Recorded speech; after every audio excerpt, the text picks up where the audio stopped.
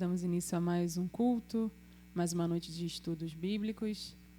Vamos iniciar esse culto cantando 2 cânticos. O Salmo 29, versículos 1 e 2 diz: Tributai ao Senhor, filhos de Deus, tributai ao Senhor glória e força. Tributai ao Senhor a glória devida ao seu nome. Adorai ao Senhor na beleza da sua santidade. Vamos louvar o nome do Senhor, dizendo que toda língua confessará, todo joelho se dobrará, e todo aquele que pertencer ao Senhor terá o maior tesouro.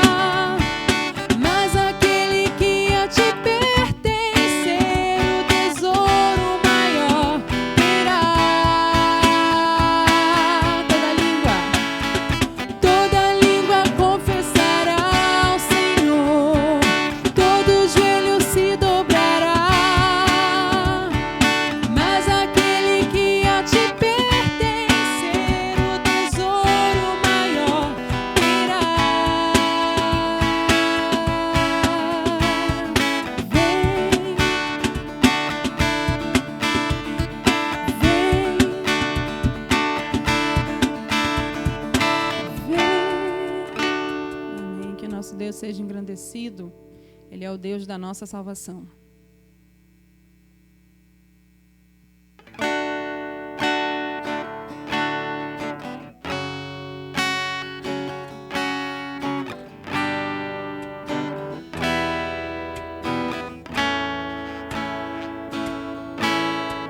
Seja engrandecido, ó Deus da minha vida. Tu és o Deus da minha salvação. És a minha rocha, a minha segurança. Meus lábios sempre te exaltarão. Seja engrandecido, ó Deus da minha vida. Tu és o Deus da minha salvação. És a minha rocha, a minha segurança.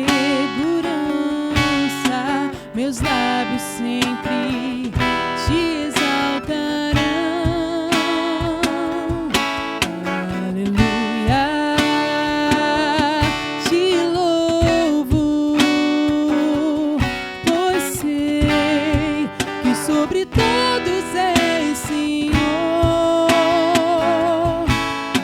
Aleluia, te louvo, pois sei que sobre todos és Senhor. Denise, seja engrandecido, ó Deus da minha vida. Tu és o Deus da minha salvação. És a minha rocha, a minha segurança. Meus lábios sempre te exaltarão. Aleluia, te louvo, pois sei que sobre todos és Senhor. Aleluia, te louvo, pois sei que sobre todos és Senhor. Aleluia, aleluia, aleluia. Louvemos ao Senhor. Aleluia, aleluia, aleluia. Louvemos ao Senhor. Nosso Deus, nosso Pai, Tu és a nossa rocha, a nossa segurança, Pai.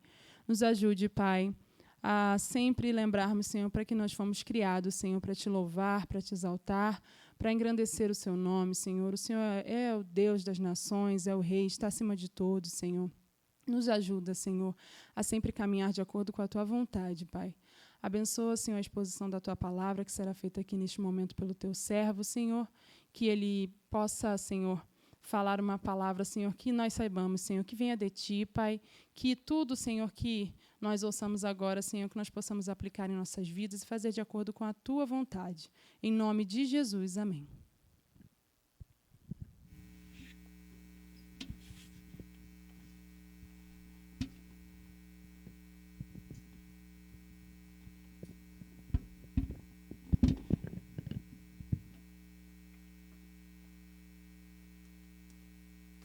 Boa noite, amados irmãos. A graça e a paz do nosso Senhor Jesus Cristo seja sobre todos nós.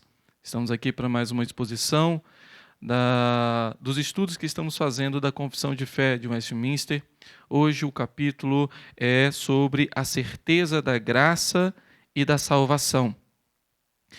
Nós queremos dar as boas-vindas a todos vocês que nos assistem, seja membro da IPG2, seja de outra cidade, de outro estado, mas que tem nos acompanhado nesses estudos. Que Deus abençoe poderosamente a sua vida. Eu convido você a abrir sua Bíblia no texto base que nós vamos ler aqui, que é em Romanos capítulo 8, do verso 31 ao verso 34, mas eu gostaria que você mantivesse a sua Bíblia perto de você e aberta, para que nós pudéssemos aqui passear por alguns textos das Escrituras, estudando este capítulo da Confissão de Fé. Então, Romanos 8, 31 a 34, como nosso texto base, e depois nós vamos ler outros textos também, à medida que nós fomos lendo também as seções. Diz assim o texto das Sagradas Escrituras: Que diremos, pois, à vista dessas coisas? Se Deus é por nós, quem será contra nós? Aquele que não poupou o seu próprio filho, antes por todos nós o entregou, porventura não nos dará graciosamente com ele todas as coisas? Quem intentará acusação contra os eleitos de Deus? É Deus quem os justifica. Quem os condenará? É Cristo Jesus quem morreu, ou antes quem ressuscitou, o qual está à direita de Deus e também intercede por nós. Nesse texto aqui, queridos, nós vemos essa pergunta inicial, né? Que diremos, pois, à vista dessas coisas? Que coisas são essas? Aquilo que ele já estava falando anteriormente neste capítulo mesmo. Ele já começa falando que não há nenhuma condenação naqueles que estão em Cristo Jesus. E aqui, logo já próximo desse texto aqui, nós vemos aqui o que é chamado o fio de ouro, ou aqui a exposição de uma ordo salutis, relacionada no verso 29, quando ele fala, porquanto os que de antemão conheceu, também os predestinou para serem conformes à imagem de seu Filho, a fim de que ele seja o primogênito entre muitos irmãos, e aos que predestinou, a esses também chamou, e aos que chamou, a esses também justificou, e aos que justificou, a esses também glorificou. A certeza da salvação, queridos, é uma doutrina maravilhosa, que deve trazer descanso e paz ao meu coração e ao seu coração. Alguns julgam que aqueles que acham que... Alguns acham que não têm condições de sabermos se somos salvos ou não. E às vezes até julgam as pessoas como se fossem arrogantes. Aquele que fala que tem certeza da sua salvação, ele julga essa pessoa que fala que tem certeza da sua salvação como arrogante. Porque eles acreditam que não podem ter absoluta certeza da sua salvação. No entanto, queridos, as Escrituras nos mostram que nós podemos ter sim a certeza da salvação. Não por causa de nós. Se fosse por causa daquilo que eu faço, se fosse por causa daquilo que você faz, aí sim realmente seria arrogância, seria orgulho, seria presunção da nossa parte achar que nós temos certeza da salvação pelos nossos próprios méritos, alicerçados ou fundamentados naquilo que eu e você fazemos. Aí seria realmente presunção. Mas não, temos a certeza da salvação por aquilo que Cristo fez por nós. Por isso, temos a certeza da graça e da vida eterna. Outros, entretanto, vivem com uma certa dúvida, e essa dúvida, às vezes, deixa essas pessoas inquietas e ansiosas. Que dúvida é essa? Se realmente essa salvação ela é segura. Porque na cabeça delas, elas podem, quando elas pecam, elas perdem a salvação. Quando elas se arrependem dos seus pecados, ela volta a ter a salvação de novo. Elas são salvas, entretanto, ficam com essa insegurança que arrebata a paz do seu coração. Antes de nós começarmos propriamente o estudo aqui, entrando nas sessões, eu gostaria de expor aqui 3 razões que podemos ter quanto à base, que é a base da certeza da nossa salvação. E ela está, de uma certa forma, aqui nesse texto base que nós lemos. Primeiro, a nossa eleição. A nossa eleição, queridos, é base para que nós possamos ter certeza da nossa salvação. Observe que aqui o texto fala que, porquanto aos que de antemão conheceu, também os predestinou a serem conforme a imagem do seu Filho. Essa eleição aconteceu antes da fundação do mundo. Uma vez eleitos antes da fundação do mundo, não tem quem possa nos arrebatar das mãos do Senhor. É o que diz aqui. Quem intentará acusação contra os eleitos de Deus? Não tem condições. A nossa eleição, que Deus nos escolheu antes da fundação do mundo, e não foi porque viu alguma coisa em nós, mas foi por causa do seu amor grandioso e eterno. A nossa eleição é uma das bases para termos a certeza da salvação. Outra base é a obra de Cristo. Cristo pagou totalmente a nossa dívida. Ele não abriu uma possibilidade para sermos salvos. Ele pagou completamente a dívida daqueles que são eleitos em Deus. Então, uma vez que Ele já nos justificou, já estamos justificados e não há mais condenação para aqueles que estão em Cristo, por causa da obra de Cristo na cruz do Calvário, podemos sim ter certeza da nossa salvação. A terceira base é o selo do Espírito. Paulo, quando escreve aos Efésios, no capítulo 4, no verso 30, ele fala sobre o selo do Espírito, do qual nós recebemos para o dia da redenção. O selo do Espírito, todos aqueles que são regenerados, todos aqueles que foram feitos novas criaturas em Cristo, agora nasceram de novo pelo Espírito, são selados pelo Espírito, agora são propriedade do Espírito e não tem condições mais de voltarmos a sermos escravos do pecado. Uma vez selados pelo Espírito, para o dia da redenção, não tem como mais perdermos a salvação. Então temos sim como ter certeza da salvação. No entanto, se ainda assim houver dúvidas no seu coração quanto a essa questão da certeza da salvação, espero que no decorrer do nosso estudo aqui, essa dúvida seja tirada do seu coração, não por causa das minhas palavras, mas pela palavra de Deus, pelo Espírito Santo de Deus que age por meio da sua palavra santa. Vamos então trazer o que diz a primeira sessão e entrarmos propriamente aqui no estudo do capítulo da certeza da graça e da salvação da confissão de fé. Diz assim a primeira sessão: ainda que os hipócritas e os outros não regenerados podem iludir-se vãmente com falsas esperanças e carnal presunção de se acharem no favor de Deus em estado de salvação, esperança essa que perecerá. Contudo, os que verdadeiramente creem no Senhor Jesus e o amam com sinceridade, procurando andar diante dele com toda a boa consciência, podem, nesta vida, certificar-se de se acharem em estado de graça e podem regozijar-se na esperança da glória de Deus, nessa esperança que nunca os envergonhará. Queridos, o que nós aprendemos aqui nessa primeira sessão? Para aqueles que não nasceram de novo, não são novas criaturas, a certeza da salvação é uma ilusão perigosa. É uma ilusão perigosa. Por quê? Porque eles vivem crendo numa certeza, como eu já falei no início, baseado não naquilo que Cristo fez, mas baseado nas suas próprias obras. Se você perguntar para a pessoa assim, por que você merece o céu? Por que você vai entrar no céu? E ela começar a falar assim, não, porque eu vou na igreja todos os dias que tem culto, eu sou uma boa pessoa, eu dou um bom testemunho, eu sou um bom pai, eu sou uma boa mãe, eu sou um bom filho, eu sou uma boa filha, eu sou um bom funcionário, eu sou um bom patrão. Ela começa a justificar com as suas obras, a certeza de salvação está baseada então em quê? Nas obras dela. Isso é uma grande ilusão. Essas pessoas podem até viver uma vida piedosa, elas podem até buscar de uma maneira legalista viver uma vida piedosa, achando que por causa das suas obras ela vai entrar no reino eterno. Mas em algum momento elas vão demonstrar que não são verdadeiramente servas do Senhor. Vamos observar alguns textos. Miqueias, livro do profeta Miqueias, capítulo 3, verso 11.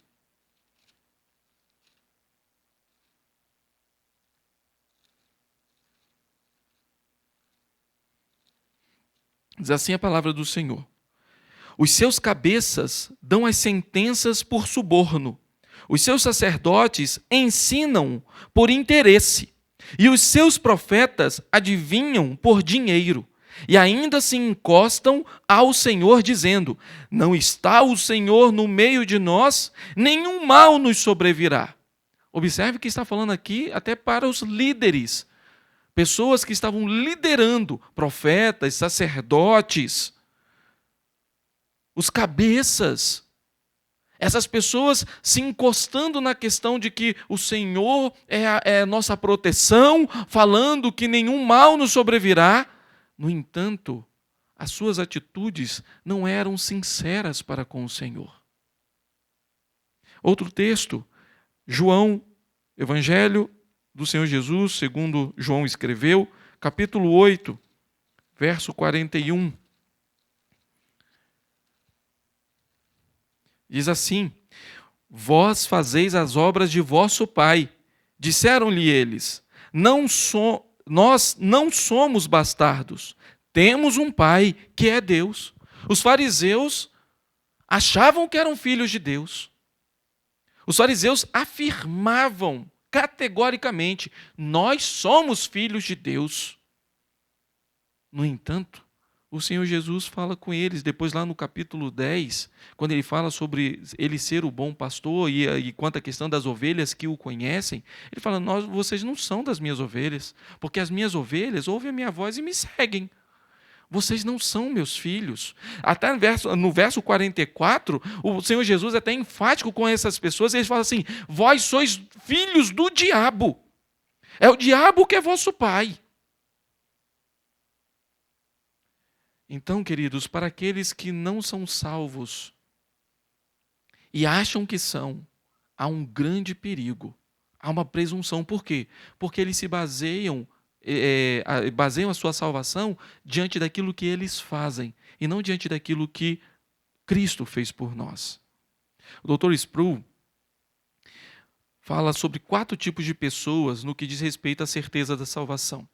Ele fala sobre aqueles que são salvos e sabem que são salvos, aqueles que são salvos, mas não sabem ao certo absolutamente se são salvos, mas não deixam de ser salvos por causa disso, aqueles que não são salvos e sabem, ou pelo menos acham que não são salvos mesmo, e aqueles que não são salvos e acham que são.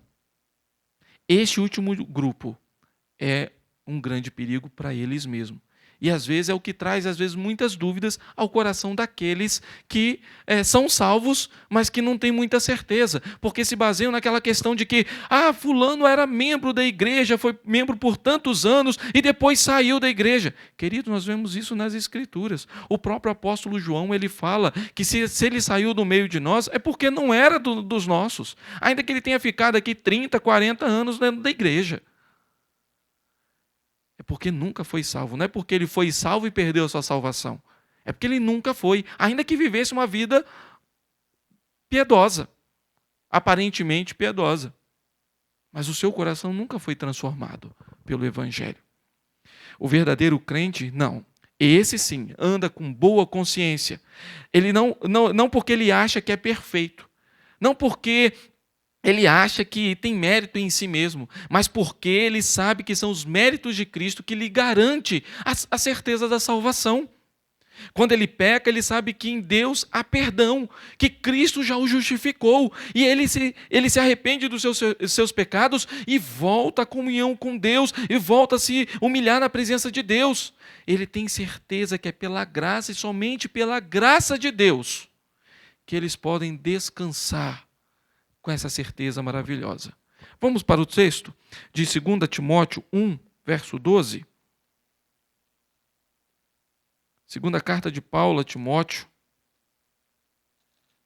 capítulo 1, verso 12, que diz: e por isso estou sofrendo estas coisas, todavia não me envergonho, porque sei quem tenho crido, e estou certo que Ele é poderoso para guardar o meu depósito até aquele dia.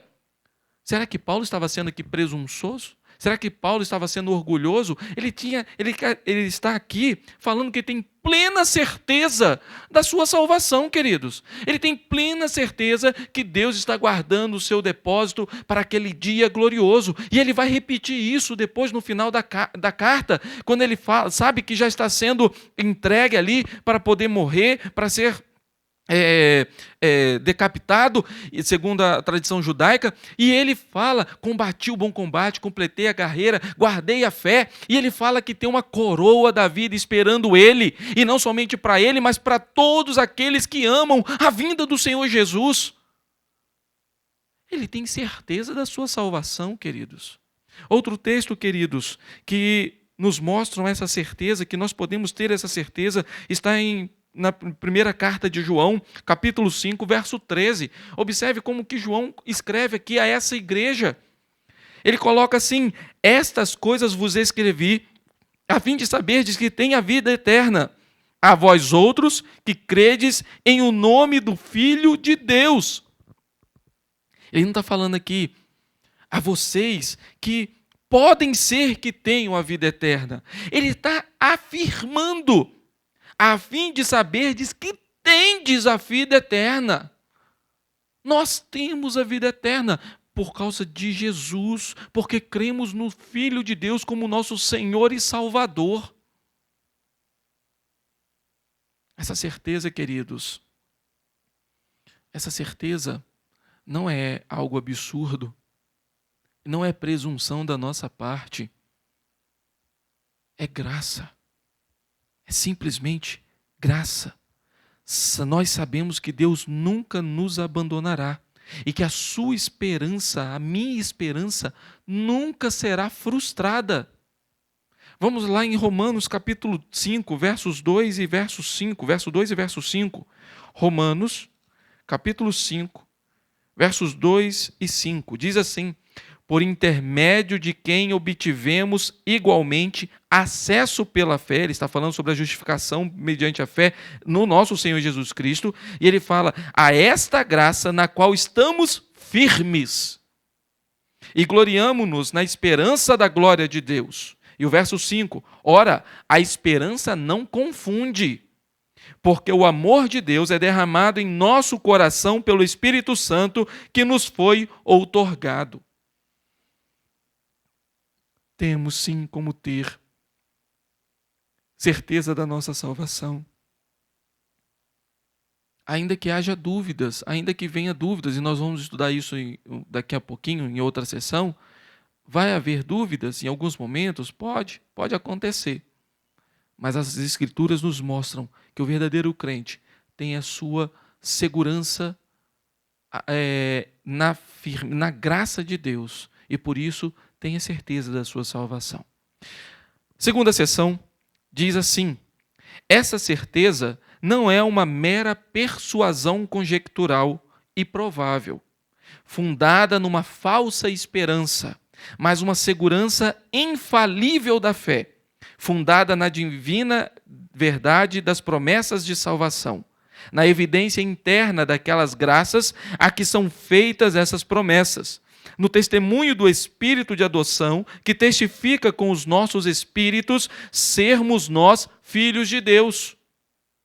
No testemunho desse Espírito, que é o penhor de nossa herança e por quem somos selados para o dia da redenção. Queridos, o que nós aprendemos aqui nessa sessão? O que nós aprendemos aqui é que a certeza da salvação está ligada à fé. Depois nós vamos estudar uma outra coisa na sessão próxima, que não é quanto à questão da essência da fé, mas está ligada à fé. Não é um salto no escuro. Algumas pessoas falam que a fé é um salto no escuro. Não. A fé é certeza, a fé é convicção. É o que diz lá em Hebreus 11. Certeza e convicção. Eu não dou um passo no escuro, eu não dou um salto no escuro. Se é pela fé, é porque eu creio que é um lugar firme. E esse lugar firme são as promessas de Deus. Como que é um salto no escuro? É impossível ser. No entanto, é a certeza de que a nossa esperança está fundamentada em alguém que nunca falhou e que nunca falhará, nas promessas gloriosas do nosso eterno Senhor. Vamos observar isso lá em Hebreus capítulo 6. Hebreus capítulo 6, do verso 17 ao verso 20, diz assim: por isso Deus, quando quis mostrar mais firmemente aos herdeiros da promessa a imutabilidade do seu propósito, observe essa palavra, o nosso Deus é um Deus imutável, assim como as suas promessas, assim como o seu plano. Então, aquilo que ele decretou não tem como mudar. Ele é imutável. Assim, herdeiros da promessa, a imutabilidade do seu propósito, se interpôs com juramento, para que, mediante duas coisas imutáveis, nas quais é impossível que Deus minta, forte alento tenhamos nós, que já corremos para o refúgio, a fim de lançar mão da esperança proposta, a qual temos por âncora da alma, segura e firme, e que penetra além do véu, onde Jesus, como precursor, entrou por nós, tendo se tornado sumo sacerdote para sempre, segundo a ordem de Melquisedeque. Observe, queridos, a imutabilidade de Deus nos assegura isso. As promessas gloriosas deles não vai mudar. E aquilo que Cristo fez por nós nos assegura. Não é uma questão de simplesmente salto no escuro. Vemos que é algo firme, é imutável. Essa certeza, queridos, ela é evidenciada na nossa vida pela obediência à palavra de Deus. Há aquela situação, por isso que aqui fala, sobre a questão do testemunho, na evidência interna daquelas graças. Essa evidência interna é a certeza de que nós obedecemos a palavra de Deus, e não é uma obediência legalista, mas é uma obediência livre, é uma obediência sincera. Vamos observar isso quando, na carta de Pedro, primeira carta de Pedro, capítulo 1, segunda carta de Pedro, capítulo 1, verso 10, que diz assim: por isso, irmãos, procurai com diligência cada vez maior confirmar a vossa vocação e eleição, porquanto, procedendo assim, não tropeçareis em tempo algum. Observe que a obediência à palavra do Senhor mostra que nós somos verdadeiramente servos de Deus. Diferente daquele que acha que é salvo e se assegura nas suas obras em si, ou se assegura na sua vida moral, de uma certa forma, sua vida piedosa aparente, aqui nós nos asseguramos pela palavra, pela obediência livre e sincera à palavra de Deus, sendo diligentes a ela. Não é, queridos, simplesmente obedecer por obedecer, mas obedecer sabendo que isso traz privilégios e traz prazer a nós, obedecer ao Senhor. 1 João 3,14 também nos diz algo relacionado a isso. Diz assim: nós sabemos que já passamos da morte para a vida. Observe aqui mais uma certeza que João coloca aqui. Porque amamos os irmãos, aquele que não ama permanece na morte. Aqui João ainda coloca uma coisa a mais, ou coloca um item a mais: o amor. Aquele que ama, que demonstra esse amor, que pratica esse amor, mostra que tem a vida eterna nele, mostra que ele tem a certeza da salvação. Aquele que não ama, aí realmente é de duvidar, porque ainda não foi regenerado, ainda não é um salvo em Cristo Jesus. Aprendemos também, queridos, que o agente dessa certeza é o Espírito Santo, que habita em nós e que testifica que somos filhos de Deus. Quantas pessoas falam, que são filhos de Deus, mas não tem uma vida de que mostra isso, de obediência à palavra de Deus, mostrando que é verdadeiramente filho de Deus. Se é filho de Deus, obedece ao seu pai. Por que não obedecem? Por que não obedece então ao seu pai, já que é filho? Vamos ver isso lá em Romanos, capítulo 8. É um texto do qual nós já vimos em outro estudo, mas nós vamos repeti-lo aqui. Romanos 8, versos 15 e 16, que diz: porque não recebestes o espírito de escravidão para viverdes outra vez atemorizados, mas, olha só, para não viverdes atemorizados. Será que eu tenho a salvação? Será que eu perdi a salvação? Observe que Paulo está falando aqui aos irmãos que nós não recebemos o espírito de escravidão, mas nós, para viverdes outra vez atemorizados, mas recebemos o espírito de adoção, baseado no qual clamamos: Abba, Pai. O próprio Espírito, o Espírito Santo de Deus, testifica com o nosso espírito que somos filhos de Deus. É por isso que temos a certeza da nossa salvação. Não baseado em nós, mas no agente, que é o Espírito Santo agindo em nosso coração. Esse mesmo Espírito é a garantia que somos salvos e assim sendo selados inviolavelmente para o dia da redenção. Somos selados inviolavelmente. Não tem como quebrar esse selo. Não tem como violar esse selo. Não tem como retirar este selo. Vamos lá em 2 Coríntios, capítulo 1. Já falamos sobre Efésios 4:30, já citamos esse texto, então não vamos ler esse texto, mas vamos lá em 2 Coríntios 1, versos 21 e 22, que diz assim: mas aquele que nos confirma convosco em Cristo e nos ungiu é Deus, que também nos selou e nos deu o penhor do Espírito em nosso coração. Ele é o penhor, ele é a garantia da nossa salvação, da certeza da nossa salvação. Louvado seja o nome do Senhor. Chegamos assim à terceira sessão. E a terceira sessão diz da seguinte maneira: esta segurança infalível não pertence de tal modo à essência da fé, que um verdadeiro crente, antes de possuí-la, não tenha de esperar muito e lutar com muitas dificuldades.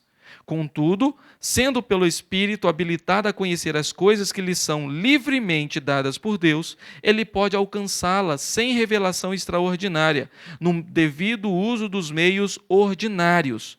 É, pois, dever de todo fiel fazer toda a diligência para tornar certas a sua vocação e eleição, a fim de que, por esse modo, seja o seu coração no Espírito Santo confirmado em paz e gozo, em amor e gratidão para com Deus, em firmeza e alegria, nos deveres da obediência, que são os frutos próprios desta segurança. Este privilégio está, pois, muito longe de predispor os homens à negligência. O que nós aprendemos aqui é o seguinte: devemos tomar um certo cuidado com um certo descanso, um afrouxamento no nosso entendimento, que muitas vezes é um entendimento errado de algumas doutrinas, principalmente no que diz respeito à nossa eleição. Achar que é eleito e não demonstrar a mudança de vida no decorrer da sua vida, vivendo ou não vivendo conforme a palavra de Deus, não é crer em Cristo. Achar que é salvo, mas não obedece, é porque não crê em Cristo, mas crê nas suas próprias conclusões. Precisamos tomar cuidado com isso. Em que você está acreditando? É por isso que a primeira sessão fala sobre essa questão da segurança da salvação, que não está propriamente na fé. Que fé é essa? Não aquela fé do qual nós lemos antes, né? Que não é uma conjectura, não é um salto no escuro. Claro que tem a fé envolvida, mas não é aquela fé na fé. Eu tenho fé que eu sou salvo. Não é isso. Não é propriamente na fé, na essência da fé. É o Espírito que nos capacita que capacita o crente a investigar o seu coração e ver a mudança, e ver e confronta o seu coração com o seu pecado. E assim ele o capacita a compreender corretamente as promessas, a confiar plenamente em Cristo, a ver que ele, por suas próprias obras, não teria condições de ser aceito diante de Deus. As nossas obras não passam de trapos de imundícia. E assim ele se volta para o Senhor, pela ação do Espírito Santo. A nossa fé assim é fortalecida. No entanto, não é a essência da fé, mas é o Espírito Santo que nos habilita a conhecer essas coisas. Vamos observar isso. 1 Coríntios 2.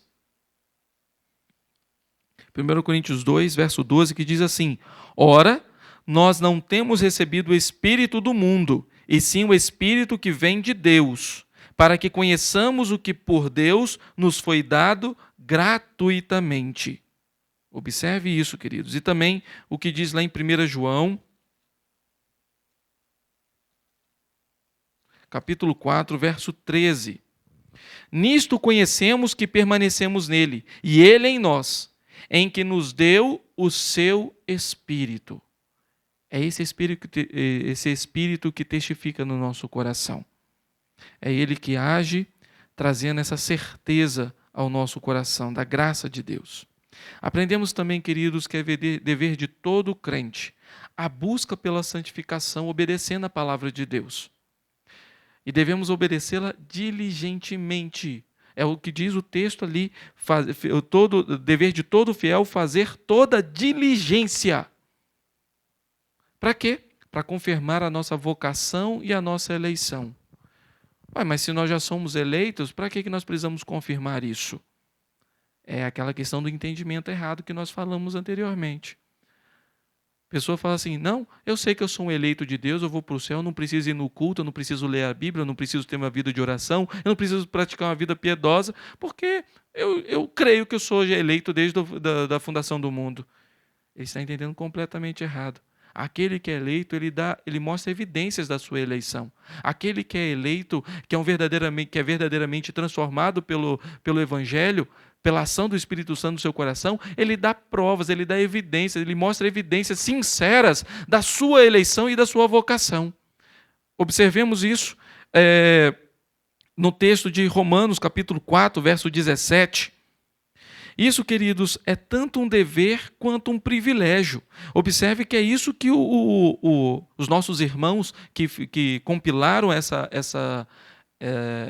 essas doutrinas aqui na confissão de fé, eles falam sobre isso, sobre esse privilégio, por esse prazer que nós temos, essa graça que nós temos de obedecer ao Senhor, combatendo aquilo que atrapalha a nossa santificação, que impede a nossa santificação, e praticando as coisas que demonstram a nossa santificação. Romanos 14, verso 17, que diz assim: porque o reino de Deus não é comida nem bebida, mas justiça e paz e alegria no Espírito Santo.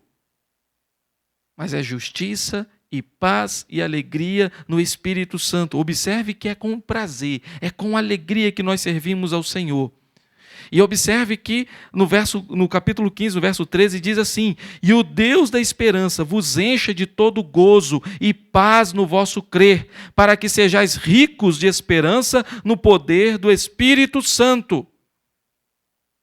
Lá em 2 Pedro 1,10, nós lemos que nós precisamos fazer o trabalho de Deus, buscar a santificação com toda a diligência. E aqui fala sobre uma graça de Deus no nosso coração, que é o gozo, que é a paz, que é a esperança, que é a justiça, que é a alegria no Espírito Santo. Quando praticamos a santificação, fortalecemos a certeza da salvação no nosso coração. Quando obedecemos a palavra de Deus, fortalecemos no nosso coração a certeza de que somos filhos de Deus, justificados em Cristo Jesus.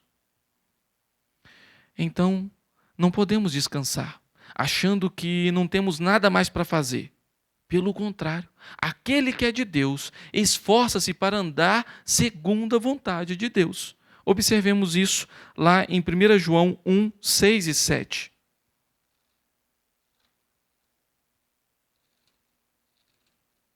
1 João, versos 6 e 7. Capítulo 1, versos 6 e 7. Diz assim: se dissermos que mantemos comunhão com Ele e andarmos nas trevas, mentimos e não praticamos a verdade. Observe que aquelas pessoas que acham que não precisam fazer nada, que estão se baseando da fé na fé, na sua eleição, elas estão completamente erradas e mentindo, se iludindo, como já estudamos também. Observe que ele fala aqui: se dissermos que mantemos comunhão com Ele e andarmos nas trevas, mentimos e não praticamos a verdade. O verso 7: se, porém, andarmos na luz, como Ele está na luz, mantemos comunhão uns com os outros, e o sangue de Jesus, seu Filho, nos purifica de todo pecado. Tito, Paulo escrevendo a Tito, no capítulo 2,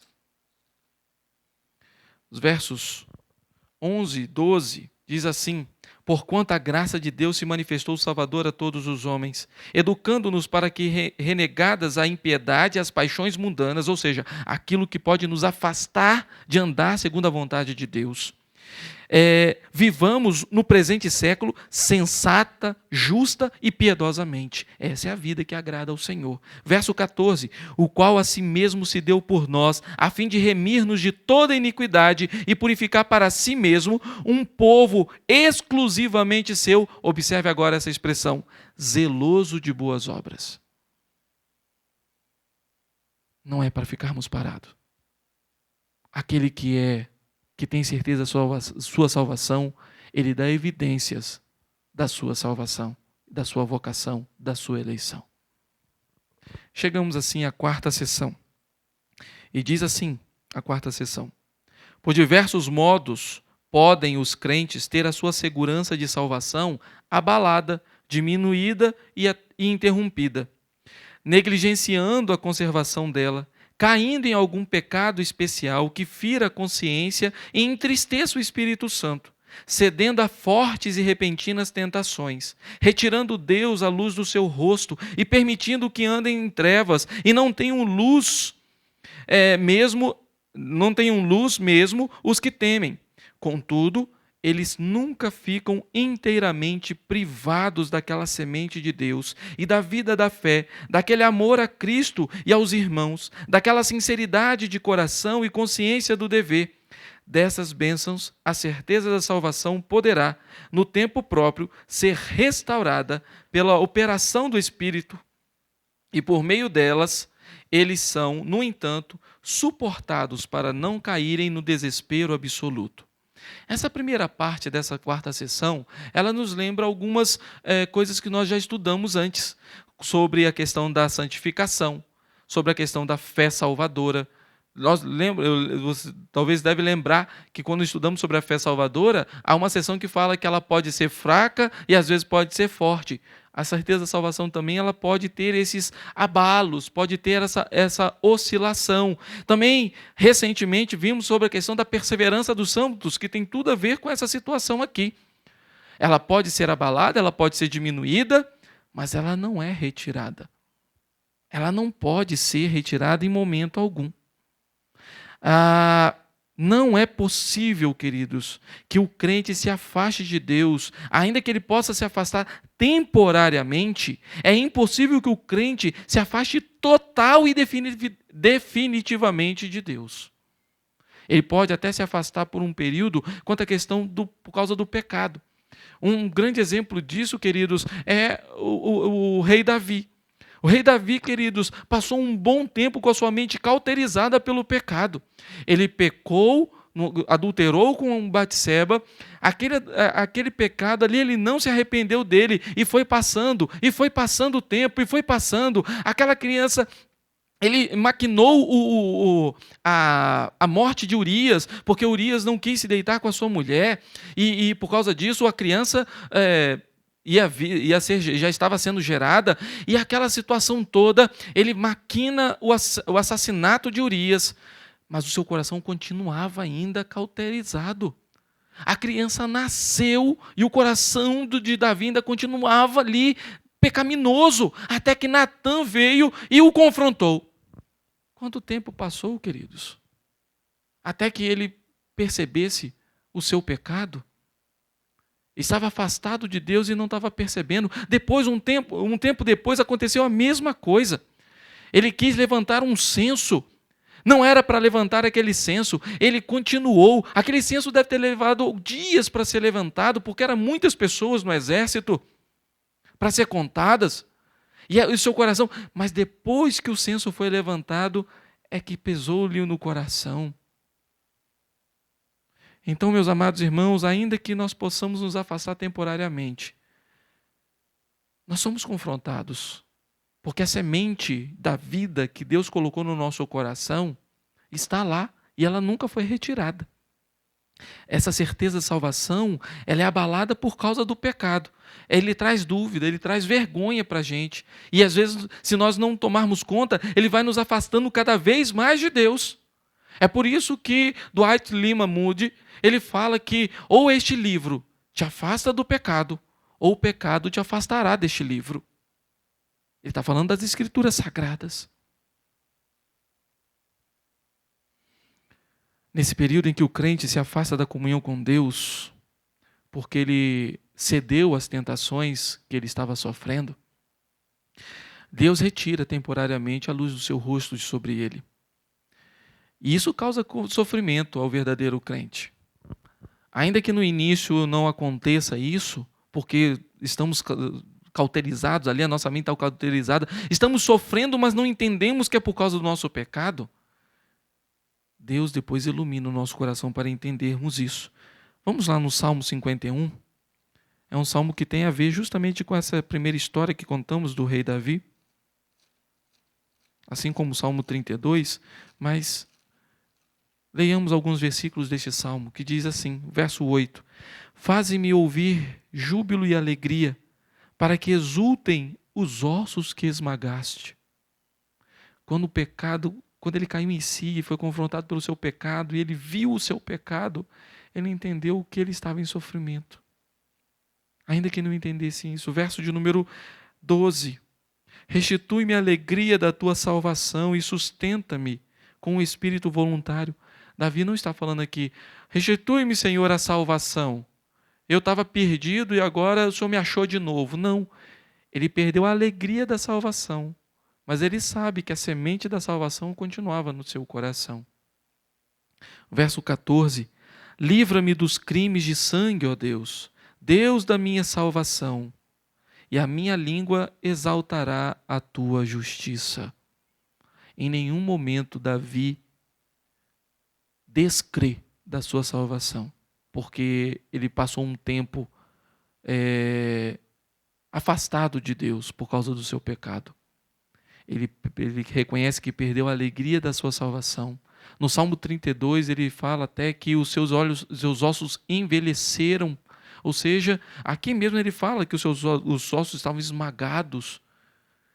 A preocupação com tudo aquilo que ele teve para poder maquinar, aquilo consumiu ele e ele não estava percebendo. Até que foi confrontado, aí ele percebeu que toda aquela preocupação, aquela ansiedade por causa da criança, por causa de Urias e tudo mais, se Urias ia descobrir ou não e tudo mais, aquilo estava consumindo ele e ele não estava entendendo. Até que foi confrontado pelo seu pecado.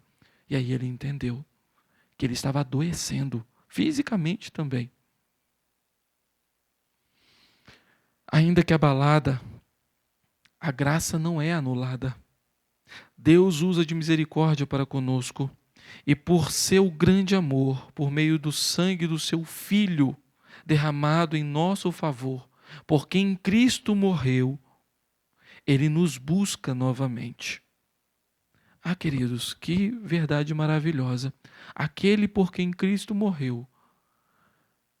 Deus é misericordioso e renova as nossas forças. Deus confronta o nosso pecado pela ação do Espírito. Deus não retira de nós totalmente e definitivamente a luz do seu rosto, mas Ele se volta para conosco com misericórdia. Não somos nós que procuramos a Ele, não. É Ele que vem a nós, é Ele que nos confronta, para que nós possamos olhar para Ele novamente. É Ele que nos habilita para poder olhar para Ele de novo. Salmo 77.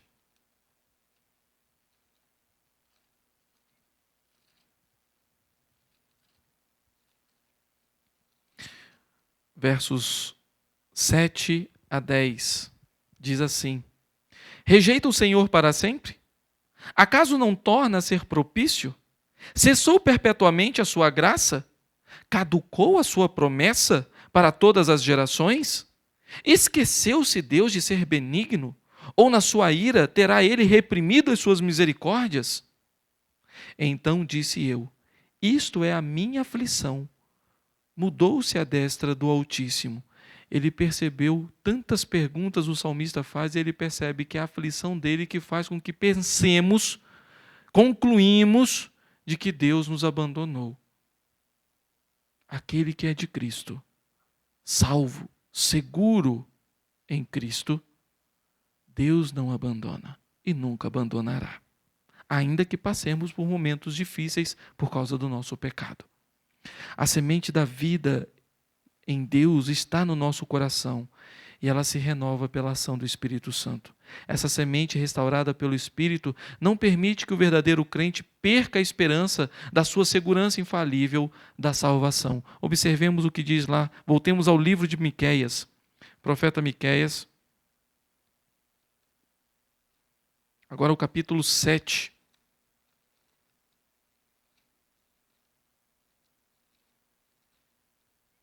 Do verso 7 ao verso 9, diz assim: Eu, porém, olharei para o Senhor e esperarei no Deus da minha salvação. O meu Deus me ouvirá.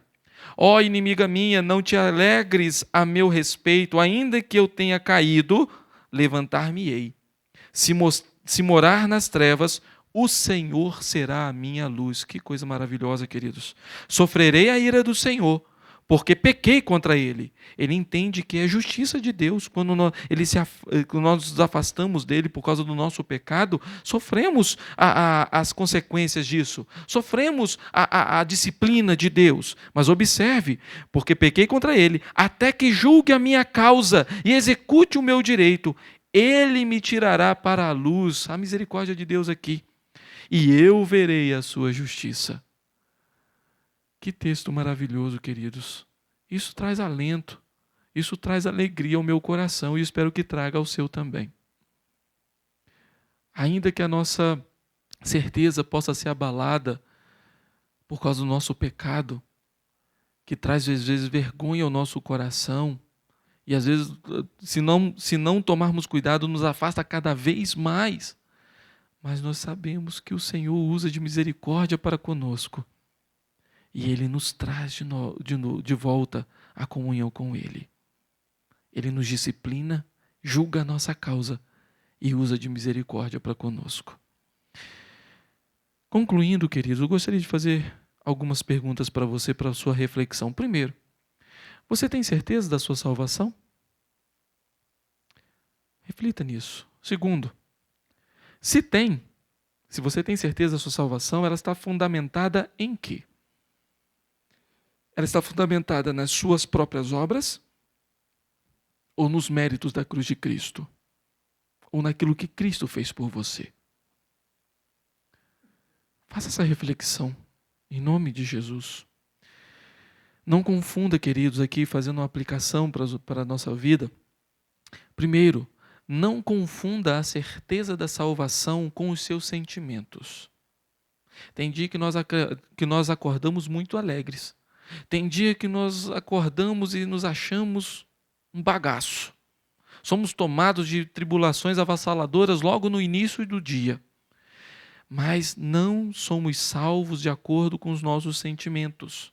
Você não é salvo de acordo com os seus sentimentos. A sua segurança na salvação não está baseada naquilo que você sente.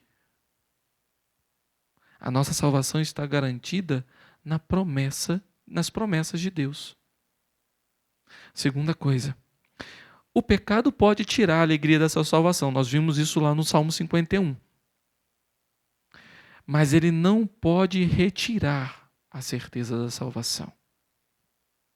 Ele não pode retirar a salvação do seu coração. As pessoas que acreditam que assim, pequei, estou no inferno. Me arrependi, voltei para o céu. Pequei de novo, voltei para o inferno. E fica nessa coisa, dão mais crédito ao pecado do que à obra de Cristo.